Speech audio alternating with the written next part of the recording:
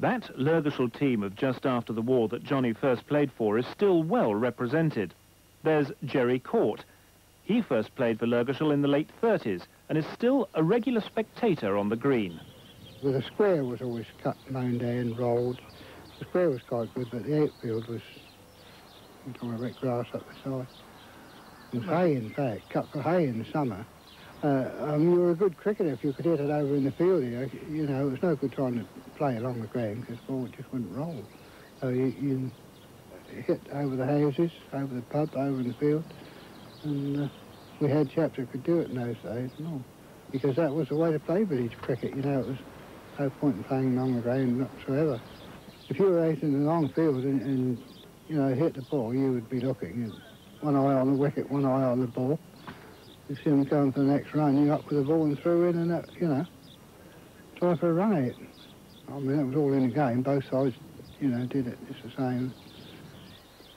Well, today, Lurgashall Green may, to the old-timers, be as flat as a billiard table, but out in the middle, the spirit of competition is as fierce as it ever was. Well, the old thing is you pretend to chuck the ball back to the bowler and he thinks, well, I can repair the wicket, and you try and throw his wicket down. See, those, you know, I mean, see, well, the Parkies Stans haven't got nothing on a local bowler or a good batsman. You know, they know how to, you know, play the game to win. People have sweats, they have greasy palms. I mean, so sometimes when you look out here, an old ball starts to swing, it's been in the ditch for 2 or 3 times, you think, well, you know, what's happened? But those days when you, going back years, we used to have Brill Cream. And I mean, say, as Freddie Truman would say, Brill Cream was probably as good in those days as to shine a ball as anything. Yeah. Yeah, well, sometimes with umpires. I mean, I remember a young guy that was bowling for a visiting team. He wasn't getting any wickets, and luckily I was batting at the time and getting a few runs. And his father immediately changed with the other umpire, came out and took over as umpire. And the first appeal, well, I was walking straight back to the pavilion. And back out on the green, it's been much the same story for the courtiers. At 34 for 4, Lurgashall have a firm grip on the game, which the visitors are struggling to break. Eventually, the captain decides on a bowling change and summons Gary Sharp to the fray.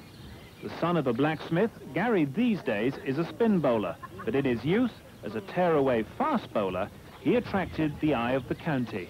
My father took me down, and George Cox was in charge of coaching those days, and he said to me, you know, I had a letter which I took to the secretary, and he introduced himself. He said, yes, come along. He said, so I had about an hour and a half bowling in the nets, and then I had a real trial on actually a wicket, you know, to see what speed I was. And he said to me, well, we'll let you know. And they let me know in about a month or so. And I said, well, you know, can I come back? And I went down the second time, and he said, well, we'll let you know. And they said, you know, come back a third time. And I thought, no, you know, I just didn't want to know, because I was more interested in playing in local cricket. You know, that was the problem. Yeah.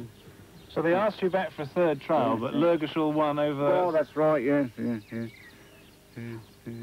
But looking back on it, don't you kick yourself a bit? No, I don't, no.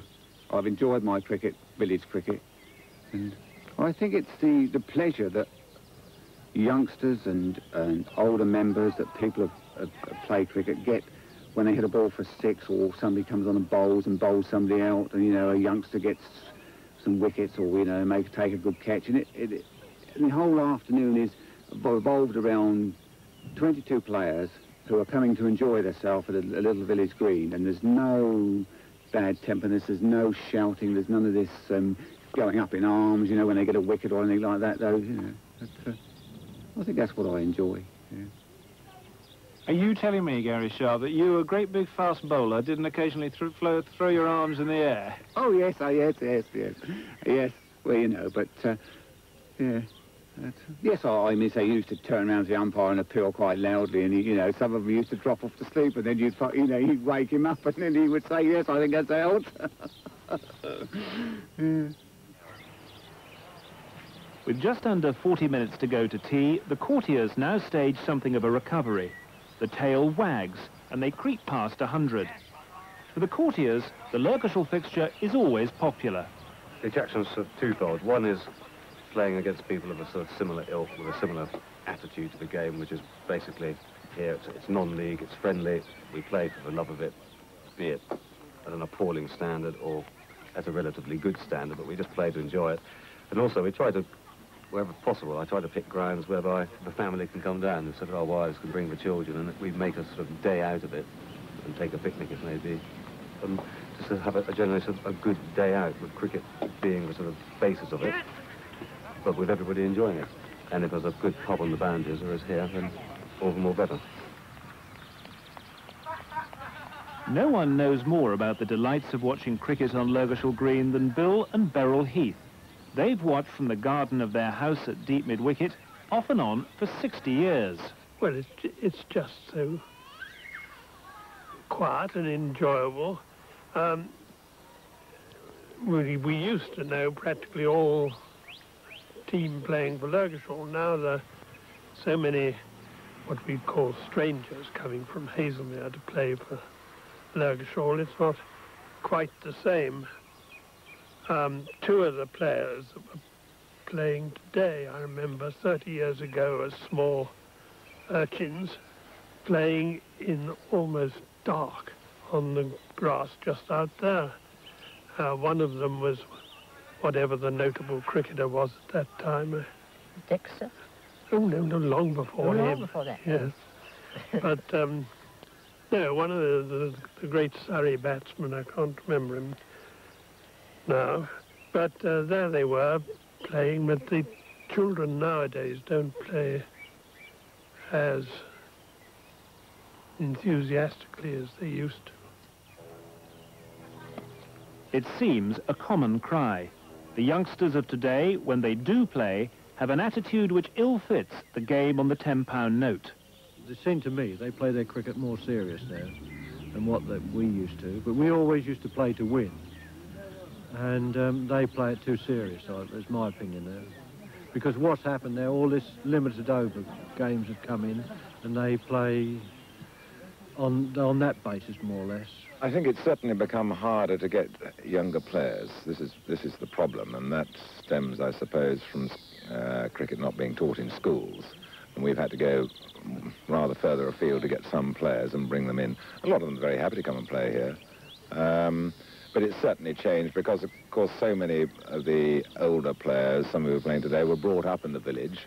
Some of their sons are playing. My son plays. Gary Sharp's son has played, with 3 or 4 probably. But we have to teach them. It's not being taught in schools any longer.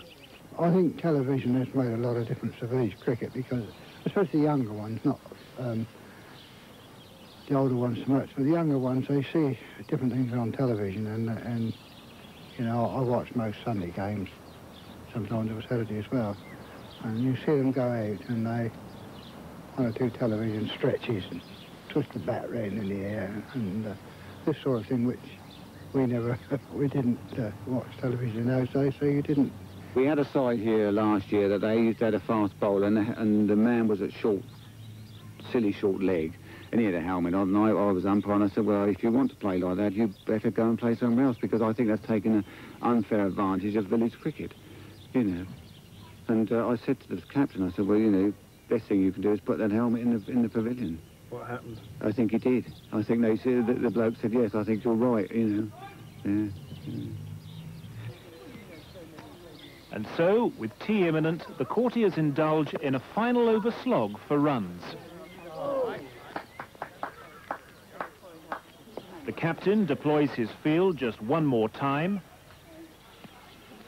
and with a final, desperate, rustic but unavailing heave, the innings is closed. Courtiers finish on 138 for 9. Lurgashall will need 139 to win it. But first, there's tea.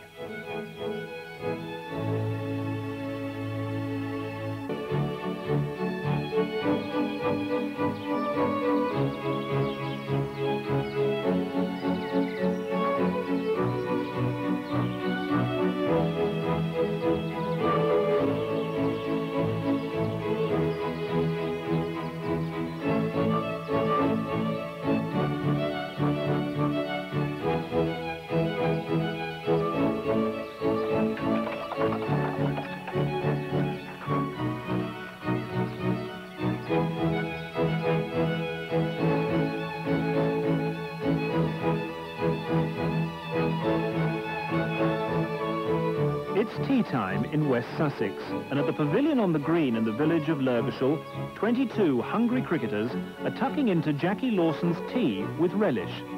The feast, which was started in the morning in Pear Tree Cottage, has made the journey safely across the green and is now laid out inside the pavilion. Lurgashall are extremely proud of their teas and have even gone into print about them. At the end of last season, I read a letter in the Telegraph from some poor Mrs. Somebody or other who was threatening to hang up her oven gloves because she was so fed up that none of the cricketers said please or thank you. And unless they watched their manners, there was no way she was going to do cricket teas ever again. But I couldn't resist it. And I wrote back and I said, well, all ours are absolutely wonderful. And they are wonderful. They always say please and thank you and please can have some more and I'm being terribly greedy. And they love it. So I wrote back, and the upshot was we now, this year, have a challenge from Deddington in Oxford, who read all this, for a cricket match and a tea match. But we've got the one up because we're going up to them before they're coming to us, so we can suss out the teas before. So Deddington think they have better teas than you? Oh, yes, they're full of their teas. We had a card the other day saying, well, my wife's going to do teas. It's absolutely wonderful. And you've got to come. You must bring your tea ladies, because otherwise our tea ladies will be mortified. During tea, the conversation is about the batting task ahead, and confidence does not appear to be high. Yeah, we're not looking forward to it, are we? Yeah. I think that's a good score, actually. It is. I think it's a very good score. Right? Yeah. The old two young members of their team, they grafted away and they put on the runs. So it's going to be a tough second half. I think so, yes. Yeah. We'll be pushed to get them, I think. We might surprise ourselves. Yes. No, I would have preferred to see the 115 on the board rather than 130, but I think we'll be all right. We'll be all right. Not everyone, though, seems quite so sure. After the regulation 20-minute tea break, the pads are strapped on and Gary Prentice and Sprog Thistleton set off to launch the Lurgashall reply. Their target is 139 to win. For Gary Sharp, this, the second innings, is always the best part of a village match. You play a local side and it really gets, say it's as good as a test match to watch, especially Ebernoe. Say you can be last over, they won 8 runs and we won a wicket and, everybody's crowding around the bat because they're playing for a draw and we're trying to win. So